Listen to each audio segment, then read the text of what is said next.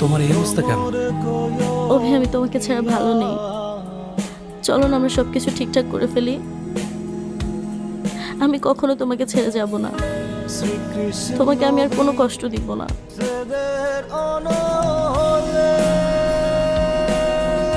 3 বছর পর তুমি এটা বলতে এসেছো? এত বছর লেগে গেছে তোমার এটা বুঝতে? আমাকে ছাড়া ভালো নেই তুমি? এতদিন তুমি কোথায় ছিলে? এই যে মেয়েটি আমার পাশে, সে আমার সাথে তার ভবিষ্যৎ দেখছে। সে তোমার থেকে আমাকে বেশি ভালোবাসে। এই 3 বছর আমি তোমাকে ভুলে গেছি, তুমিও আমাকে ভুলে যাও। চলো না আমরা আবার সবকিছু ঠিক করে নেই।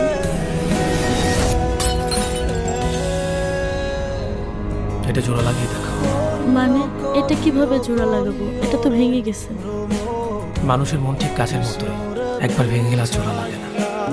চলো তো এখান থেকে আমরা অন্য কোথাও গিয়ে বসবো।